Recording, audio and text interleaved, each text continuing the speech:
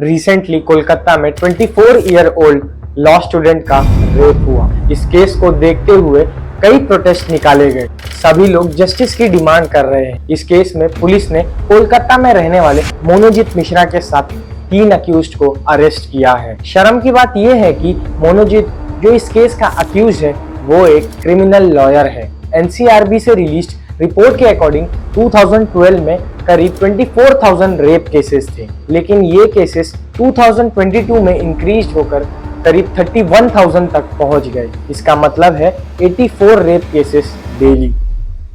करीब 1 साल पहले ही कोलकाता के आरजीकर मेडिकल कॉलेज में 31 ईयर ओल्ड वुमेन डॉक्टर का रेप हुआ था। इस केस में आरजीकर मेडिकल कॉलेज के प्रिंसिपल संदीप घोष ने इस केस को छुपाने की कोशिश भी की थी। उन्होंने इस केस को सुसाइड बता दिया था। साथ ही इस केस की इंफॉर्मेशन मिलने के बावजूद भी उन्होंने कोई भी एफआईआर नहीं रजिस्टर किया। हालांकि पुलिस ने बाद में वॉलंटियर संजीव रॉय को इस केस में अरेस्ट किया था। अब शॉकिंग बात यह है कि मोनोजीत मिश्रा जो अभी रिसेंट केस में मेन अक्यूज है, उसने इस केस पर अपने फेसबुक पर पोस्ट करते हुए ये लिखा था कि जो भी अक्यूज्ड है उसे तुरंत फांसी की सजा होनी चाहिए। अब क्या हम भी इस केस में इसके साथ यही करें जो इसने अपने फेसबुक पोस्ट पर लिखा है। सिर्फ कोलकाता में नहीं, देश में आपको कई ऐसे केसेस देखने मिलेंगे। हैदराबाद में 20 ईयर ओल्ड गर्ल का 2 लोगों ने मिलकर रेप किया। चेन्नई में 13 साल की बच्ची के रेप केस में 12 लोगों को अरेस्ट किया गया। तमिलनाडु में 7 स्टूडेंट्स को अरेस्ट किया गया 17 साल की लड़की के रेप केस में।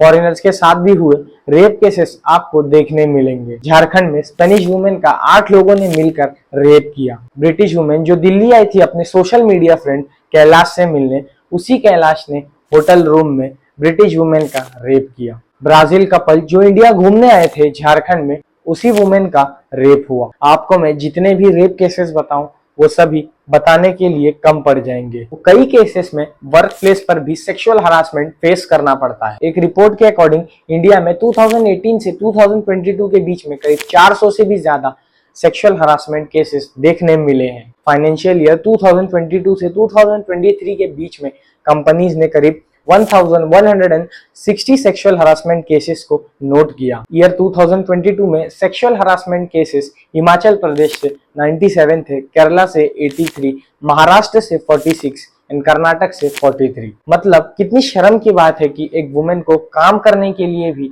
इतनी बड़ी प्रॉब्लम्स को फेस करना पड़ता है। अभी रिसेंटली कोलकाता में हुए इस केस को लेकर मेरा वेस्ट बंगाल की सीएम ममता बनर्जी से सीधा एक सवाल है कि आप भी एक वुमेन है, आपको वुमेन सेफ्टी के लिए एक स्ट्रिक्ट रेगुलेशन एंड लॉ को प्रमोट करना होगा। रेप करना सबके नजर में गलत है, लेकिन कुछ लोग जब एक लड़की को बॉडी शेमिंग करते हैं या कमेंट करते हैं जब वो उनके सामने से गुजरती है, तब वो लड़की के इज्जत का ख्याल बिल्कुल भी नहीं करते। जब एक डांसिंग गर्ल किसी शो में नाचती है तब कई लोग उसे कैरेक्टरलेस कहते हैं, लेकिन वही लड़की के साथ जब कोई बदतमीजी करता है तब वो लड़के को कोई कैरेक्टरलेस नहीं कहता। क्यों? तब तो क्लैरिफिकेशन आने लगते हैं, लड़की ही ऐसी है, लड़के की क्या गलती। आपको पता है जब एक लड़की अपने घर से बाहर निकलती है ना, तो उसके घर वाले छोड़ने आते हैं। ऐसा क्यों है? क्योंकि उसके घर वाले सोचते हैं हमारे बच्ची के साथ कुछ गलत ना हो जाए।